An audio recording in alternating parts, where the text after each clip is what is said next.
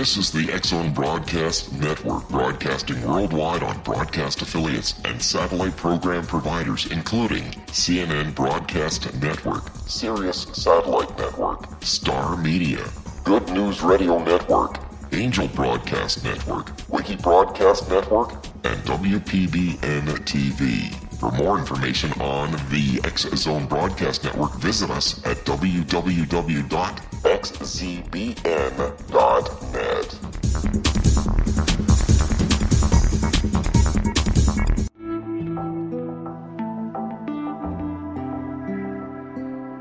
Take a step back in time and discover old Florida cuisine at Marsh Landing Restaurant in Fellsmere.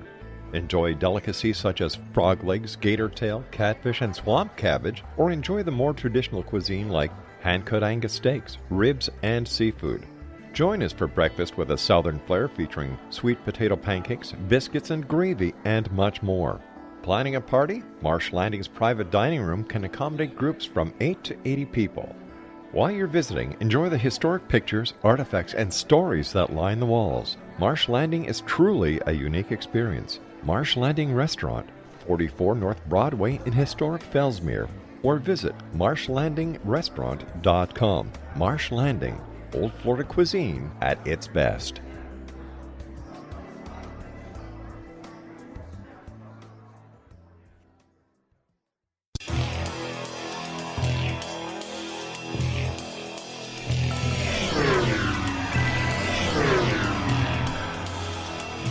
This is A Different Perspective with Kevin Randle. A retired U.S. Lieutenant Colonel, Kevin Randle has been studying UFOs for nearly 50 years. Kevin has investigated some of the most famous UFO cases in the world and has been consulted for dozens of documentaries about UFOs. Considered one of the leading experts into the Roswell UFO crash of 1947, Kevin has written more than 25 books about UFOs, including the recently published Roswell in the 21st Century. Now, here is the host of A Different Perspective, Kevin Randle.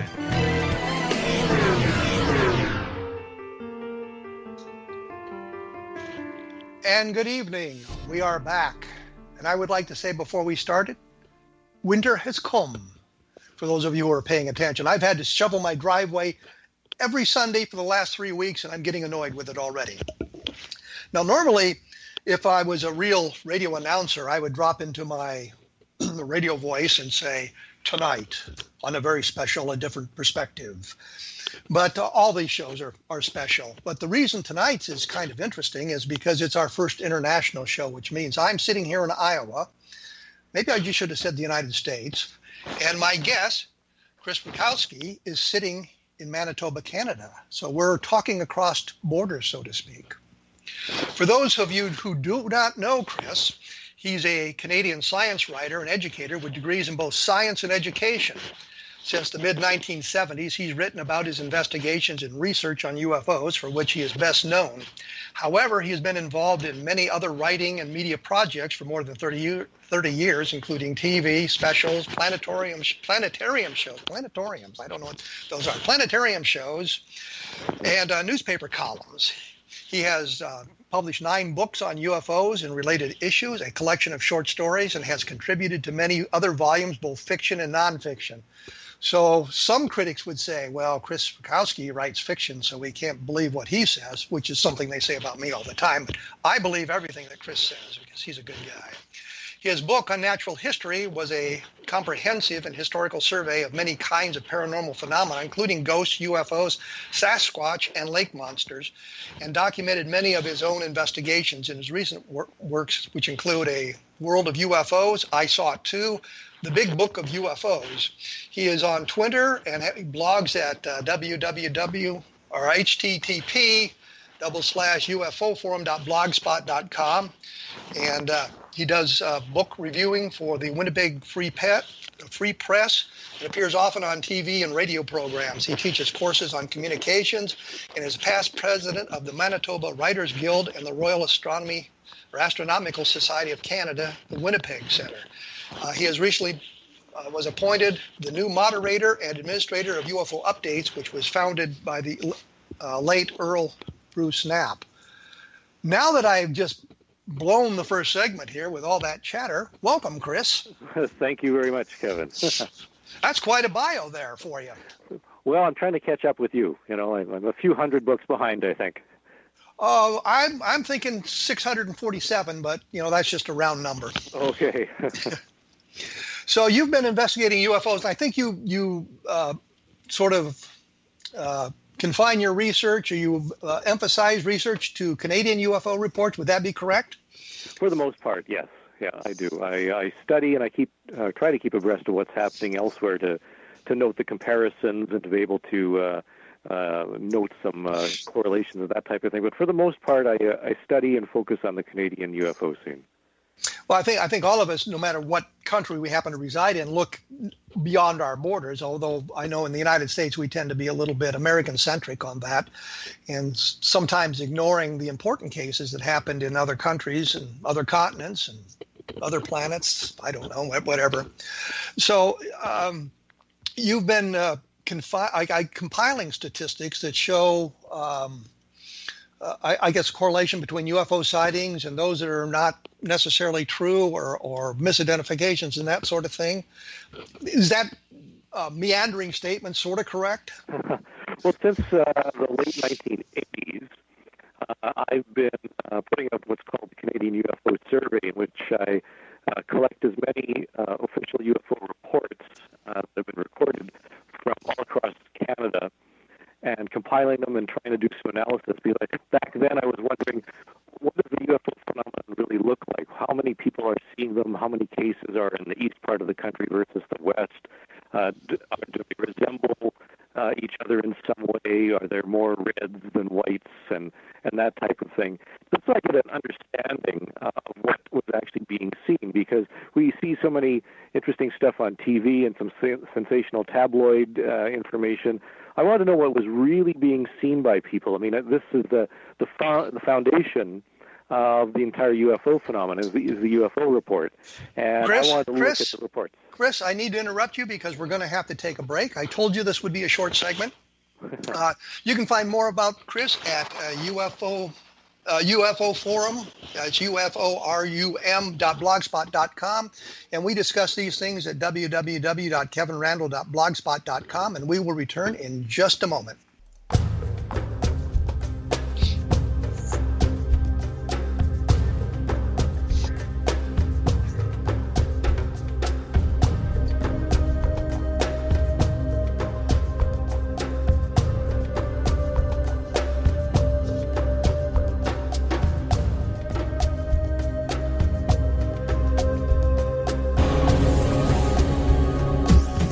This is the X-Zone Broadcast Network, broadcasting worldwide on broadcast affiliates and satellite program providers, including CNN Broadcast Network, Sirius Satellite Network, Star Media, Good News Radio Network, Angel Broadcast Network, Wiki Broadcast Network, and WPBN TV. For more information on the X-Zone Broadcast Network, visit us at www.xzbn.net.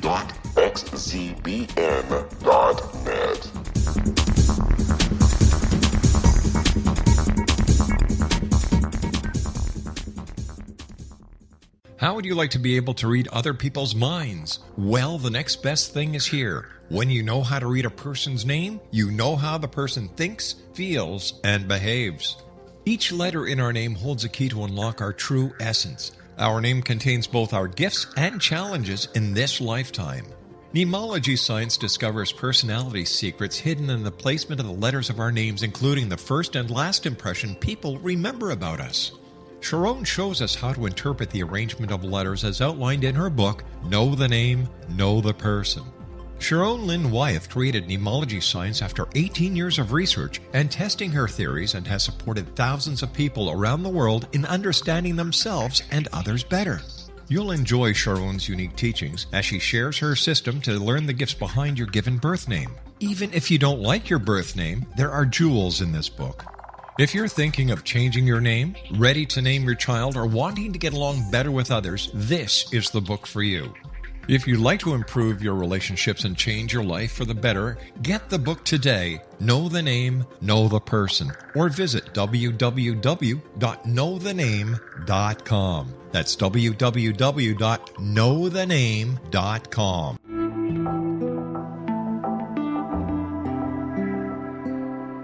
Take a step back in time and discover old Florida cuisine at Marsh Landing Restaurant in Fellsmere, Florida. Enjoy delicacies such as frog legs, gator tail, catfish, and swamp cabbage, or enjoy the more traditional cuisine such as hand-cut Angus steaks, ribs, and seafood.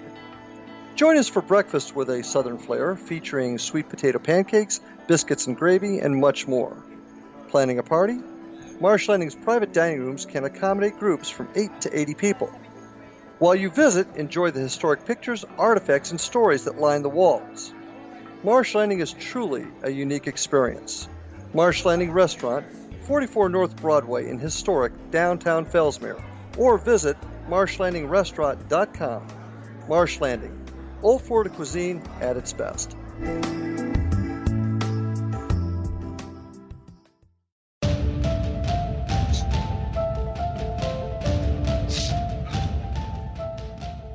And as promised, we are back. I'm talking with Chris Rutkowski, who is a well-known UFO researcher in Canada and in the United States, for that matter. His blog is UFO Forum. It's uforum.blogspot.com. So you can take a look at what he has to say there. And you can find his books in the bookstore, I suppose, and that sort of thing.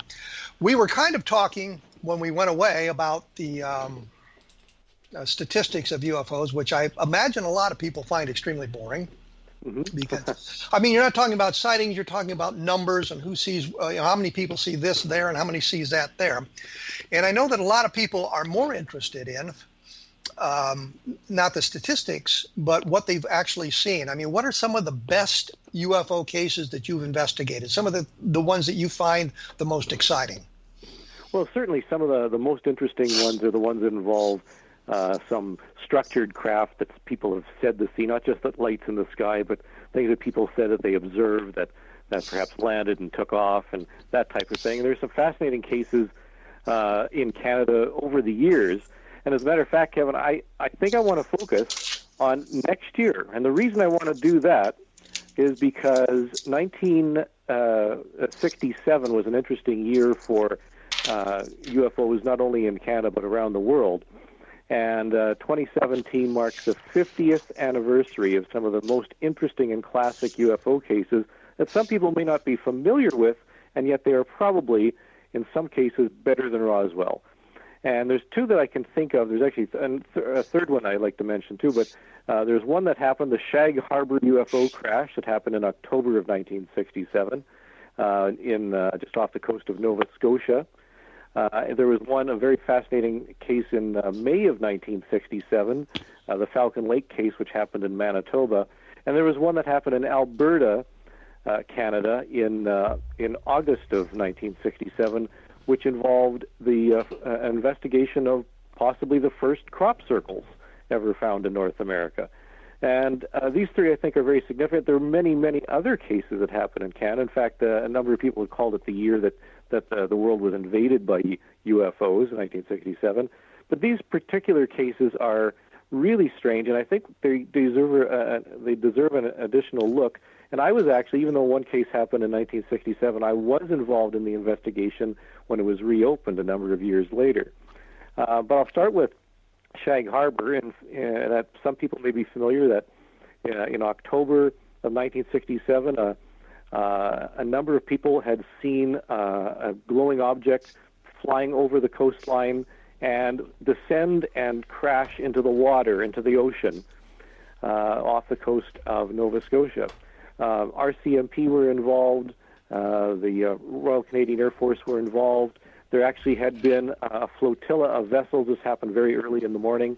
The RCMP woke up some of the fishermen that were in this small village, and they all went out to see where this thing went down. And there's a green foam found on top of the water that persisted for some time. It was described as glowing. There seemed to be something just under the water. And from the shoreline, before they got there, they said that they had seen something that looked like a dark object sitting on top of the water with some glowing material underneath it.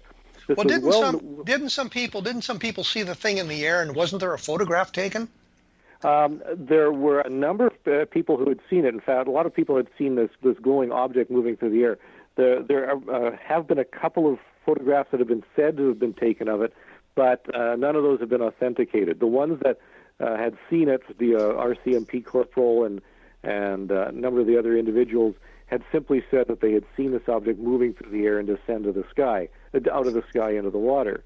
Now, what's interesting is that this case is documented. It's a UFO crash that is actually documented. There are official government records that say something actually crashed into the water, which makes it different than Roswell, because here we have a UFO seen in the sky and reported through official channels and falls into the out of the sky into the ocean. Now, there's stories that a number of people had seen Navy frogmen dragging something out of the water a number of days later. We do know that the United States Navy had a base and was doing some operations not far away from there. So there does seem to be a connection. And even though we talked about this being Canadian-focused, the United States plays a very important role in actions on both sides of the border. So the Americans were involved. And it's interesting that there was a recommendation by the Royal Canadian Air Force that somebody go in with the Navy and find whatever it was that was underneath the water.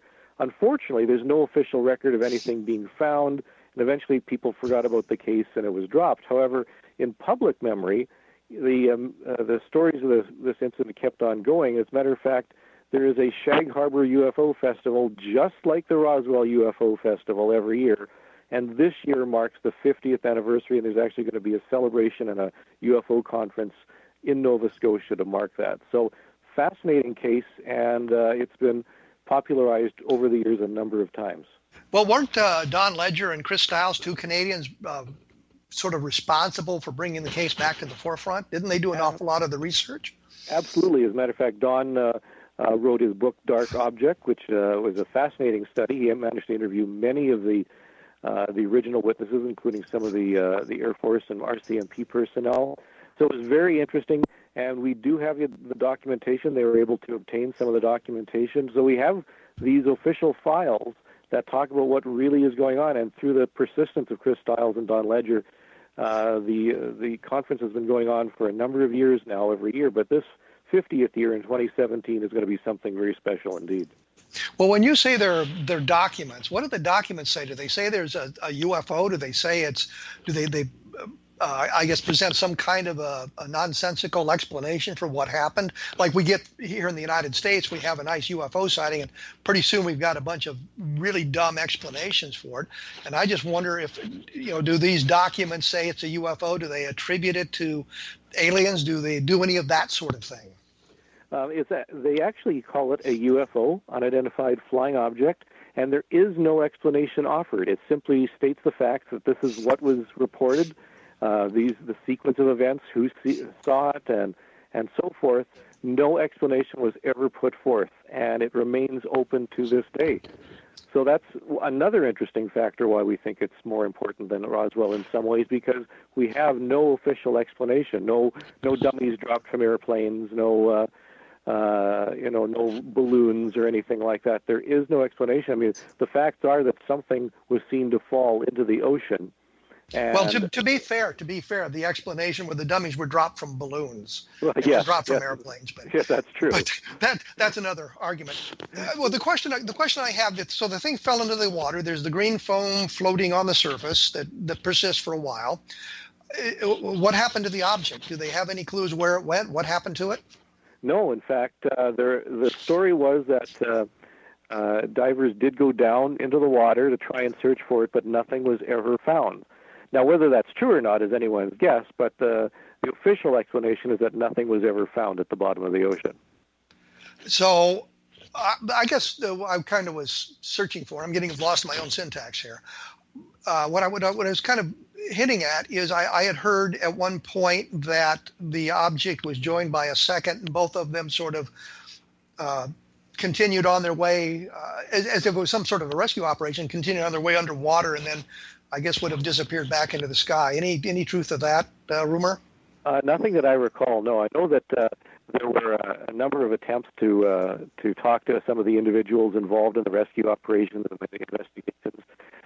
There are great stories that abound. I did talk with one person who said that she had seen something loaded onto a flatbed truck next to the ocean in a different bay some miles away.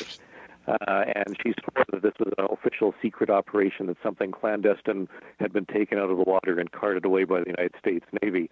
Now, whether that's true or not is anyone's guess, but there's an incredible series of stories surrounding this. We simply don't know. All we do know, and these are some of the most significant details, is that people did see this moving through the sky. The RCMP officers did see it moving through the sky, and a number of people had seen it fall into the ocean, and a rescue effort was tried by getting a number of boats out and trying to see what was left on the ocean and poke around underneath the water, and nothing was ever found. Well, to bring this back into perspective, this, as you mentioned, happened in 1967.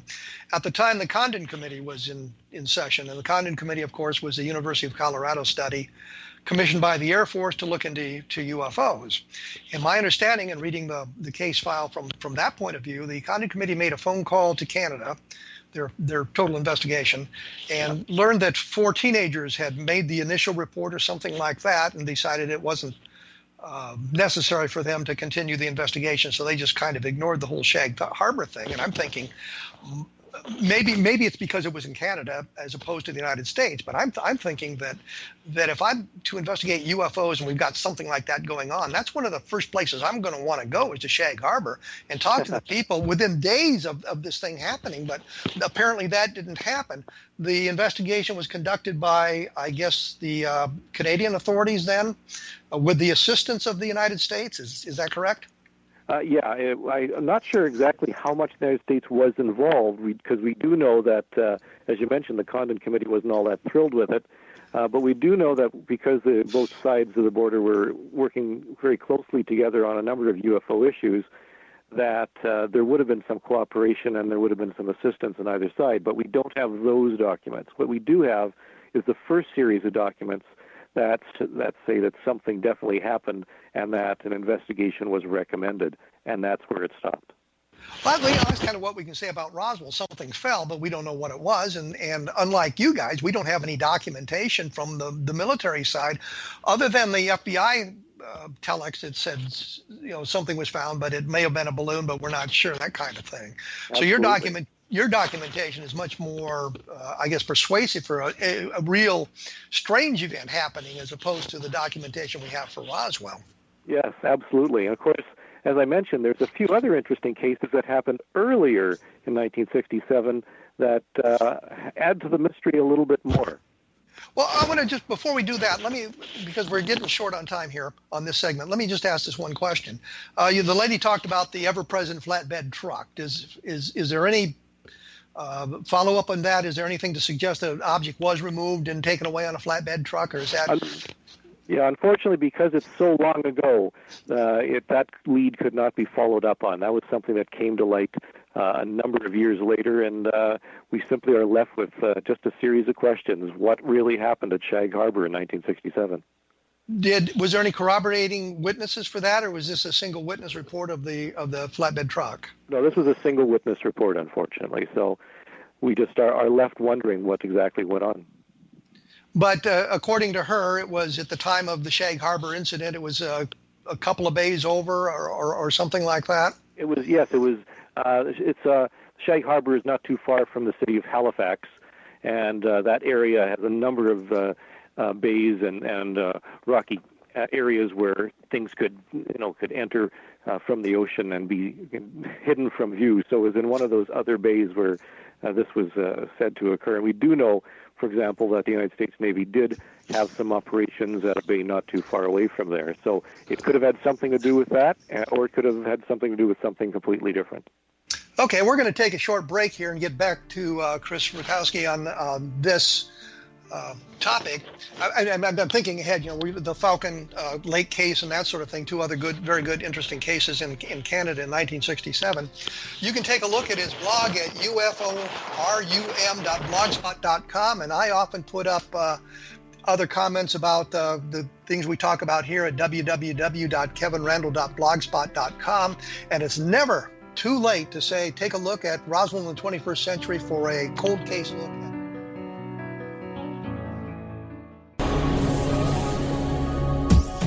This is the X-Zone Broadcast Network, broadcasting worldwide on broadcast affiliates and satellite program providers, including CNN Broadcast Network, Sirius Satellite Network, Star Media, Good News Radio Network, Angel Broadcast Network, Wiki Broadcast Network, and WPBN TV. For more information on the X-Zone Broadcast Network, visit us at www.xzbn.net.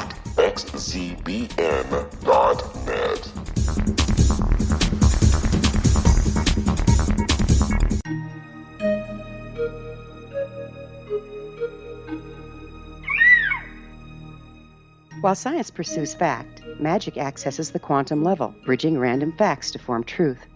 As long as science and magic remain separate and polarized, the truth cannot be known. I'm Gwilda Wiyaka. Join me on the Science of Magic radio program, dedicated to unification and evolution of consciousness. During each episode, I'll be speaking with experienced and respected scientists and mystics.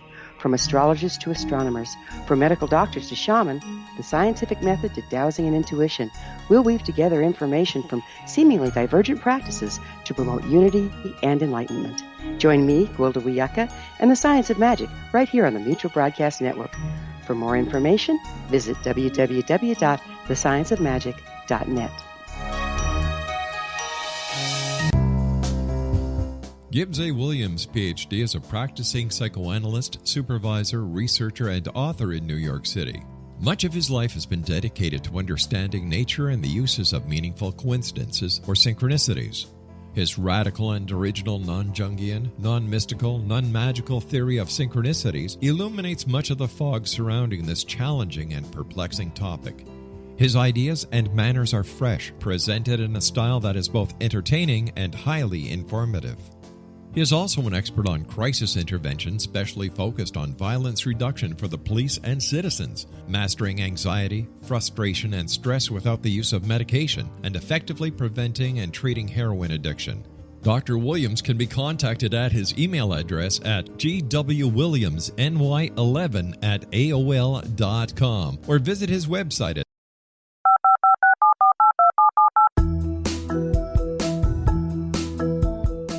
Did you know that when you're on the road with limited data or Wi-Fi, you can still listen to the X-Zone Radio Show with Rob McConnell, The Science of Magic with Gwilda Wiyaka, X-1, Dimension X, Space Patrol, and every minute of the X-Zone Broadcast Network by calling 213-401-0080, courtesy of Audio Now. No smartphone, app, or internet needed.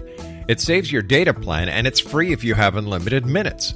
Call 213-401-0080 to listen on any phone, anytime, anywhere. Remember 213-401-0080 for the best of the paranormal, parapsychology, and sci-fi radio programming anywhere, 24/7, 365. Afterlife expert Roberta Grimes was the first one to say that dying can be fun. Now her best-selling book, The Fun of Dying, is available in stores worldwide. So if you wonder whether death ends life, how it feels to die, or what heaven might be like, The Fun of Dying was written for you.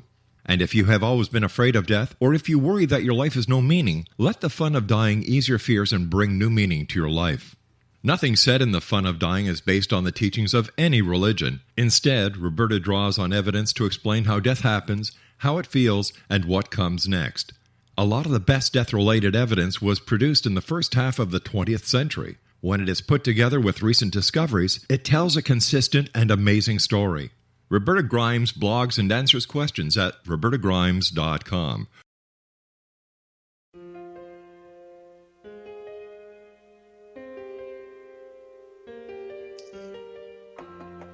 And we are back once again with my friend, Chris Rutkowski, who is a Canadian UFO researcher, as you probably all know by now. His blog is uforum.blogspot.com, and he appears in newspaper on columns, and he teaches classes on communications, and he's written some 9 books on UFOs and the paranormal. Some of which are the Big Book of UFOs, A World of UFOs, and I Saw It Too. So take a look at those if you get a chance. When we left, we were talking about Shag Harbor, and I think we pretty well mined that topic. So I thought we'd move on to Falcon Lake, which I think is a CE3 case. And for those of you who are wondering, that means that the object was very close to the ground, and the entities from inside it were seen by the witness. If I'm thinking of the same case that Chris was going to talk about, which was in 1967, and he's looking at these as, we're at the 50th anniversary of some of these very important Canadian cases, and we thought we'd discuss those. So I'm going to throw it back to Chris and let him talk about Falcon Lake. Chris. Thanks, Kevin. Thank you. And it's actually a C2, not a 3. The entities were actually never seen. They were inferred. However, there's some interesting aspects to this that really should be talked about, because it was May long weekend in 1967 when a fellow who was an amateur prospector, he came to this area just north of the U.S. border, about hour's drive or so north of the U.S. border. And he was having some lunch around noon, and his attention was attracted by a number of geese that had flown up from a little pond below him. He was on sort of a rocky crag, and he looked down and couldn't see anything. Then he was attracted to something in the air, and what can only be described as a classic Hollywood-style flying saucer appeared to land on a flat rock not too far away from him, within about 150 yards or so. And it was saucer-shaped with a dome. There were lights coming out of some areas at the top. And he watched this for some time. He was crouching down behind a rock and some bushes, and was very frustrated because he didn't understand what this was. He had been in the military. He knew that no such device could exist, but he figured maybe it's an American vertical takeoff and landing device. I mean, this was just a little bit before Apollo, so maybe it was a lunar something or other in his mind. And as he watched it over the course of the next half hour, this thing was stationary, but all of a sudden a doorway opened in the side and some lights came out shining from that, and he could hear some high-pitched voices. Now, he was definitely convinced that this was some sort of American craft. So he stood up and walked towards it, and he shouted out, "Okay, Yankee boys, come on out, I'll give you a hand fixing your broken-down flying machine," thinking that it had landed for repairs or something. And the voices stopped, and he thought, oh, well, maybe it's not American. And he happened to be from Eastern Europe, so he spoke in Russian, the same greeting.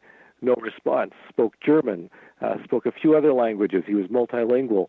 Still nothing. By this time, as he was walking towards it, he was right up against it. Touched the side of this thing with his gloved hand, poked his head in, saw a series of lights that we would describe now as being on a computer. His hand got hot.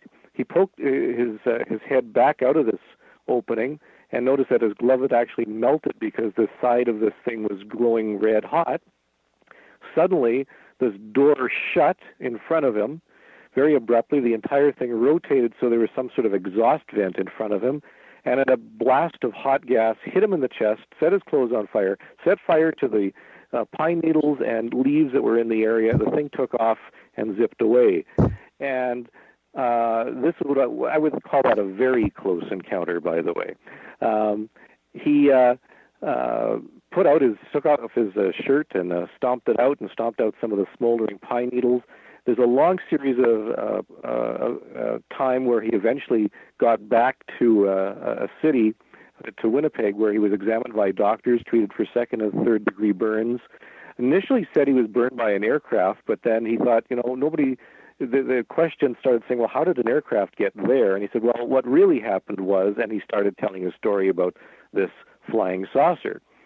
The case was actually investigated by the Canadian Air Force, the Royal Canadian Mounted Police, and even the U.S. Air Force.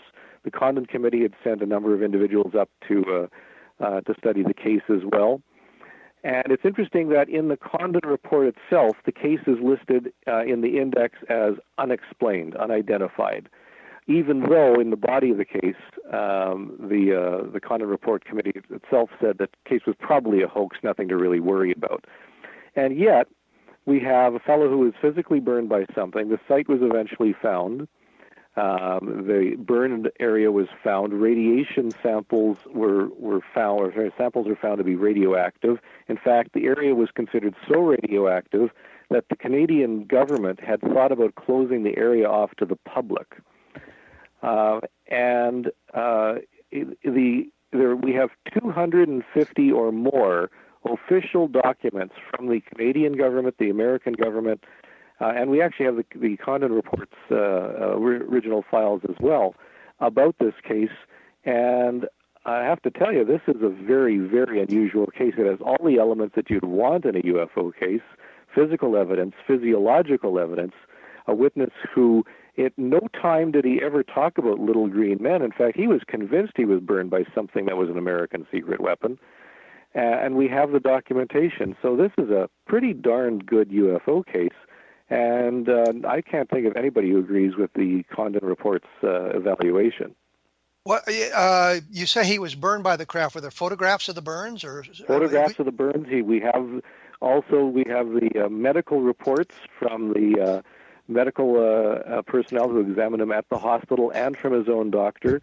He also went down to the Mayo Clinic in Rochester for a complete physical and psychological examination under his own, ticket. He paid for it himself. We have the documentation and the report from the doctors at the Mayo Clinic and also the psychiatrist from the Mayo Clinic, who concluded after his examination that this fellow isn't the type of person to make up stories and is a pretty solid citizen. So you throw all this stuff together, and it's a very interesting case indeed. Well, my question is, I understand there were a number of fire towers in the area that were manned at the time, and they didn't report seeing the object or anything like that. Isn't that correct? There was one fire tower not that far away, and I know that the person who had manned the tower, that they said that he had not seen any smoldering evidence of any kind. Now, having said that, we were at the fire tower, and it is in a direction that is not the best angle to be observed from that fire tower, and nevertheless, you'd think that somebody would see this smoldering, and especially if the leaves and so forth were burning for a while. So it is puzzling why the person in the fire tower never saw it. On the other hand, we do have evidence. We have the RCMP officer who encountered this fellow when he came out of the bush seeking medical attention, and we have the testimony from him who definitely said, yes, he did appear to have been burned by something. So, we have a lot of conflicting evidence, but at the same time, there's no question that something definitely happened. Well, I understand they had trouble finding the location when he returned sometime later. He couldn't find the place, and they kind of wandered around in the woods for a while. There was some trouble with that, wasn't there? Right. When they first went out there, the fellow whose name was Stefan Mihalik was a bit disoriented because when he was out there in May, the trees didn't have leaves on them. When they went out there with him, the trees had already sprouted. This was many weeks later. And he was having trouble finding location. And I can tell you that I've been out there several times, even with guides, and it's a very rugged country. This is part of the Canadian Shield. It's very heavily treed. There's a lot of rocks and cliffs that overlook various things. It's very disorienting, and they couldn't find the site when they had gone originally. But it was found not that long after the Condon Committee had left by a number of people who insisted on trying to find it. And it turned out they were perhaps a mile or maybe even less than that, a half of a mile away from where this thing really happened. So they were in the right area, and there's no question that it does conform with exactly the way he described it, a small outcropping where he was having his lunch, and then the flat area. where he was seeing this thing. So everything does conform. It just they happen to be in the wrong area. And so we do wonder how come the Air Force and the Condon Committee who were with them couldn't find what they were looking for. In fact, Life magazine had sent a photographer and was out there with them trying to do a feature story, and were frustrated by the fact that they couldn't find the site either. So it is a little puzzling, no question. Weren't some of the Air Force officers involved in the investigation? When I say Air Force, I'm thinking Canadian as opposed to American. Mm-hmm. But weren't some of the Air Force officers convinced this was a hoax as well? Wasn't there some kind of conflict there? Yes, in fact, the one of the investigating officers actually took Mr. Mihalik to the bar, met him at the bar, and proceeded to get him drunk to see if he could loosen up his lips. Now, I don't know whether that's standard investigative procedures, but they were convinced that something definitely was amiss, and they spoke to the cleaning staff at the motel where he had stayed. They spoke to the bartender, and the bartender himself actually was very puzzling because he gave a completely different testimony to what Mr. Mihalik had said, and it was later found that he had lied. So, by lied, you mean the bartender has lied, as opposed the bartender to the witness? lied. Yeah, he gave completely wrong testimony about what had occurred, and the house cleaner had talked about, was interviewed and said no, that there was never any bottles of beer or anything that were found in his room, whereas the bartender had insisted that there had been a large quantity of beer consumed. So, there's a number of interesting things here. The bottom line is that this fellow never changed his story. It stayed the same throughout all the years. In fact, he passed away only about 15 years ago. His family verified that that he was, was a staunch citizen and that he was very trustworthy. And we have the physical evidence and the physiological evidence. We have the medical records. We have the psychiatric records. The burns were on his body. They were visible. Clearly something had occurred to him. And yet we don't really have a good idea of what really transpired. Well, when you say physical evidence, landing traces, was there something other than the radiation found at the landing site that would suggest something heavy had landed there? No, because this was a chunk of granite that this thing had landed on, so nothing impressed. But the traces included the burned vegetation, which were definitely tested by a number of individuals. In fact, the same nuclear laboratory that tested the pieces of material from Cosmos 954, which crashed into Canada's Northwest Territories in the 1970s, took the samples and tested them as well. So we have accurate determination of the radiation that was found at the site. And it's very puzzling. Why would something like this occur? And why would somebody, if it is a hoax, go to such lengths to protract this? I mean, this person was physically burned as well as radiation, and we have all these other individuals that were involved. So it's very puzzling indeed. Well, we're going to have to take a quick break here. Once again, Chris can be found at ufo.rum.blogspot.com, and you can find more discussions about UFOs at www.kevinrandle.blogspot.com, and we will be back after a short break, so stick around.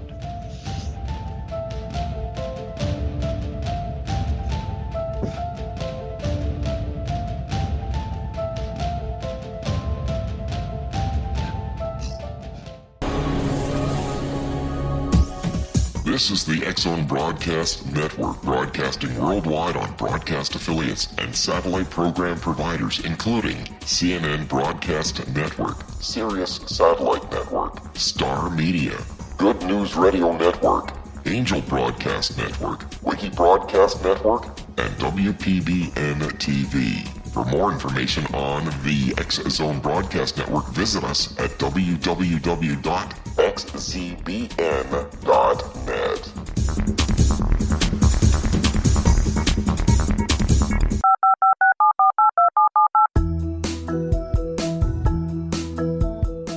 Did you know that when you're on the road with limited data or Wi-Fi, you can still listen to the X-Zone Radio Show with Rob McConnell, The Science of Magic with Gwilda Wiaka, X-1, Dimension X, Space Patrol, and every minute of the X-Zone Broadcast Network by calling 213-401-0080, courtesy of Audio Now. No smartphone, app, or internet needed. It saves your data plan, and it's free if you have unlimited minutes.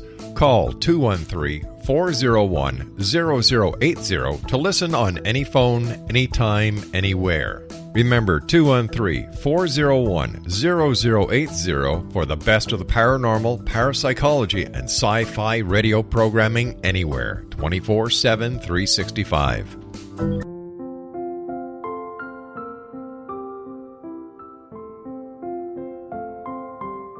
I am Dr. Carl O'Helvey, founder, president of a new cancer foundation focusing on evidence-based physical, mental, and spiritual interventions, including natural cancer cures, prayer, meditation, affirmations, nutrition, and other related holistic cancer prevention and cure modalities.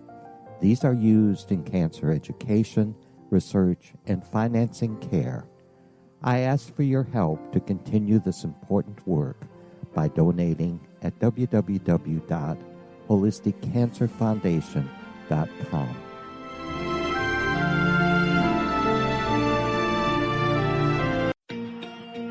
Wouldn't you love to know the secret to everything? Well then, meet Dr. Kimberly McGeorge and her cutting-edge breakthrough knowledge that combines science with possibility. Dr. Kimberly brings real-life answers and healing to those open to alternative solutions. She teaches solution-based programs and classes that will change all areas of your life forever. Specializing in conscious creation, intuitive readings, and energy medicine, you can rapidly shift health, relationships, business, and money and abundance challenges quickly. Receive her best-selling book, Secret to Everything, at no cost by going to secrettoeverything.com/X-Zone. That's right. Transformation can start now. Just go to secrettoeverything.com/X-Zone and receive Dr. Kimberly's book for free.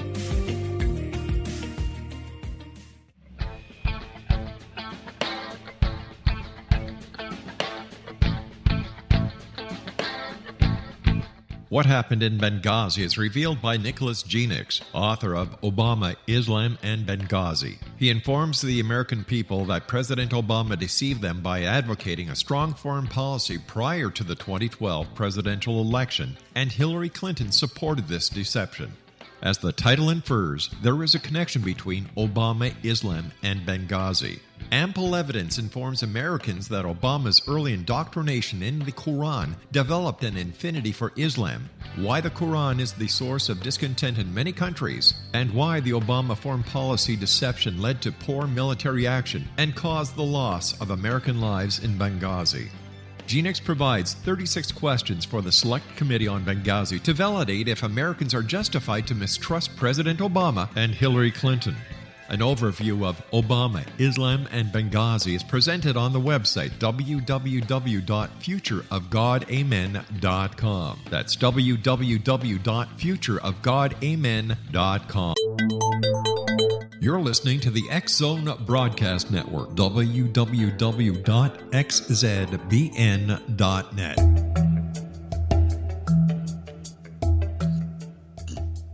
And as promised, we are back.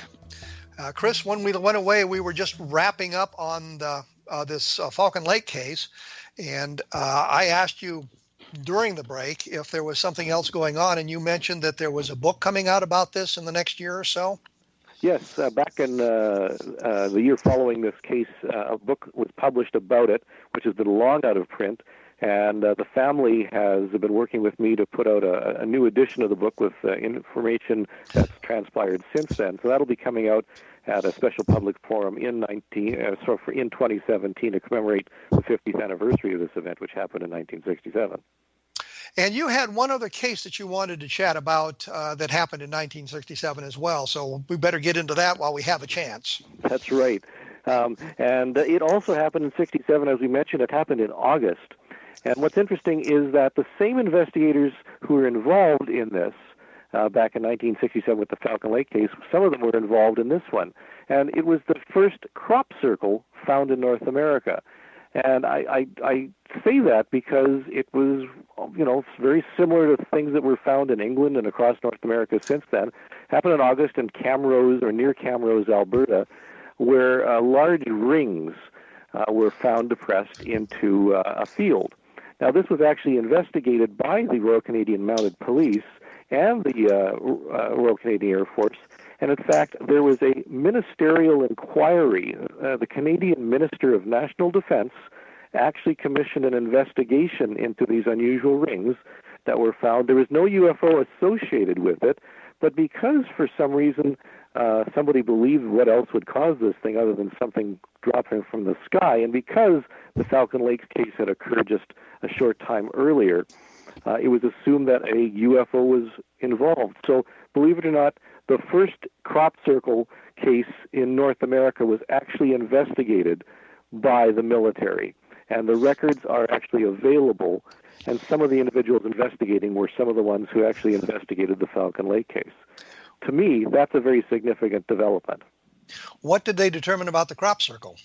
They determined that these were not caused by vehicles driving around in circles or anything like. These are actually quite large, as a matter of fact.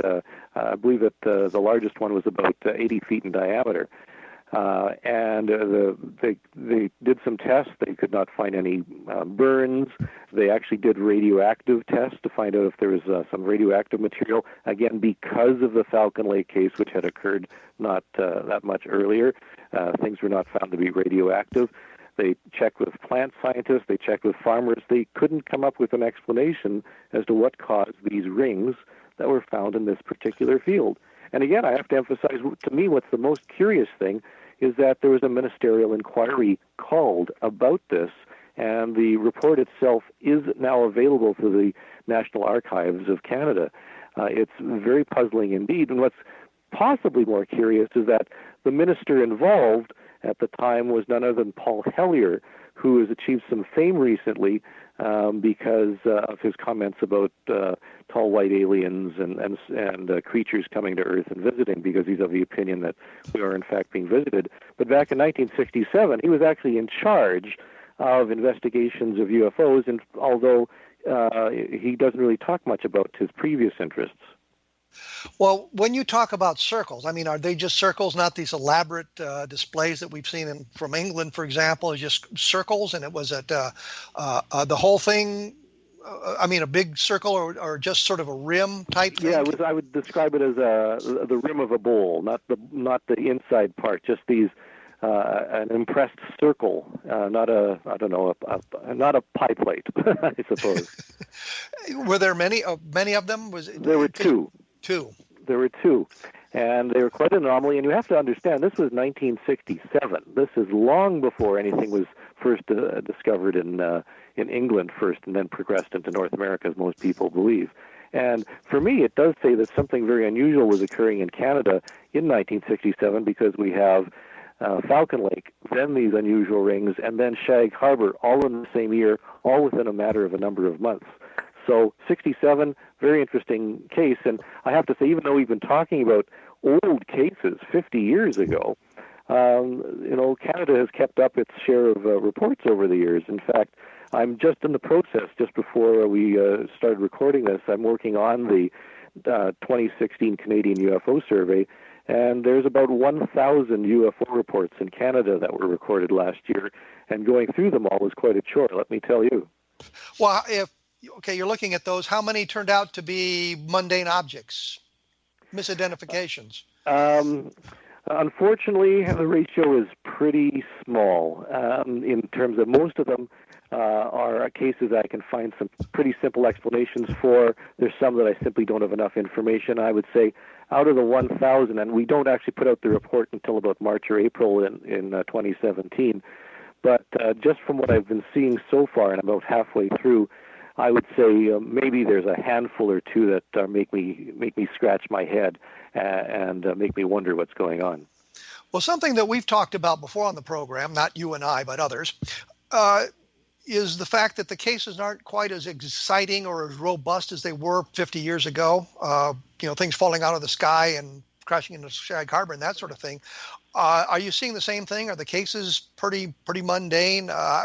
Meaning, maybe they're alien, maybe they're not, but you don't have any spectacular sightings of occupants or landings or anything like that?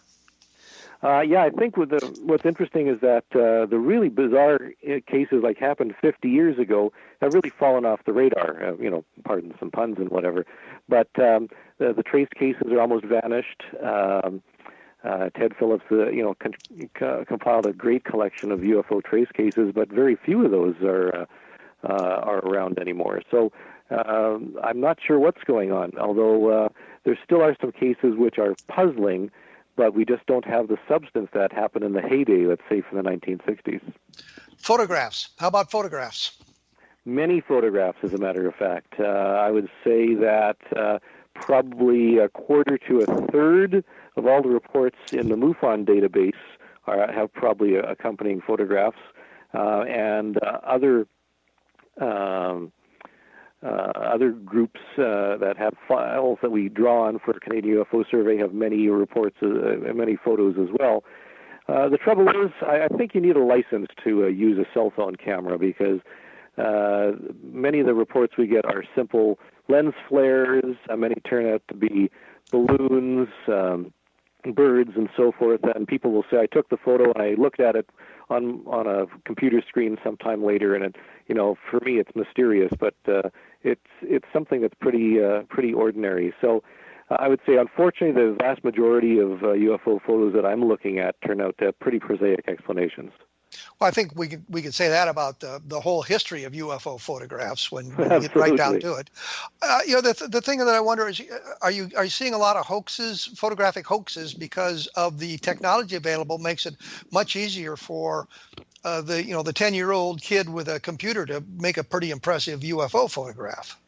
I would say that for the most part, no. I don't. The cases we're getting with photographs are, for the most part, people who just simply don't know the optics of cameras and cell phones. Very few people are attempting to pull the wool over on our eyes, because we can come up with explanations for the vast majority of them. So I would have to say the number of hoaxes are pretty small, but at the same time, we do get reports now of drones and kites with LED lights on them and that type of thing.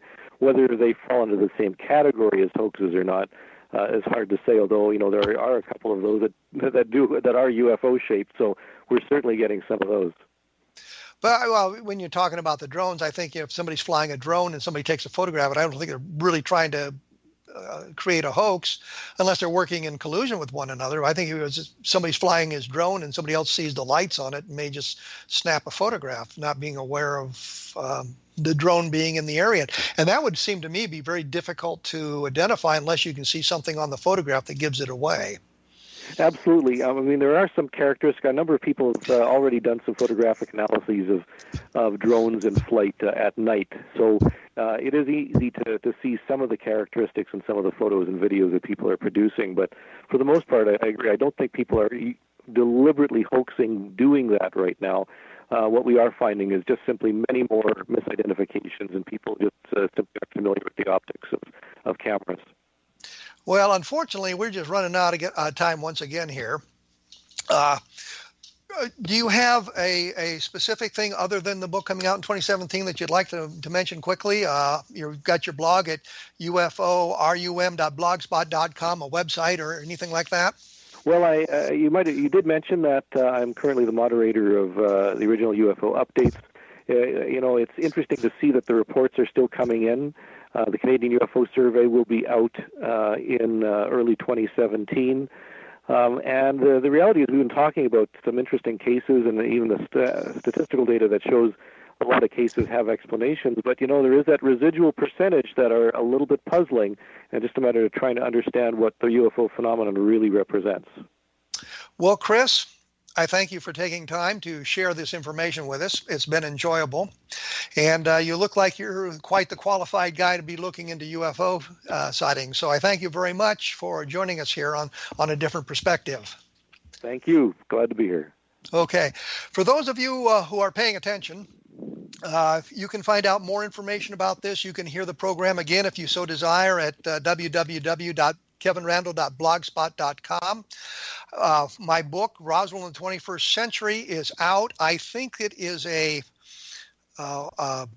closed case examination of Roswell without the sort of bias that is brought into a lot of the topic, where you're a true believer or a skeptic. I think I've tried to walk that thin line to come up with the information that it best gives you an idea of what happened in Roswell in 1947. So take a look at that if you have a chance, and look at www.kevinrandle.blogspot.com for other cases, UFO cases being reported, and we'll return with another episode of A Different Perspective in very short order. So thank you for tuning in.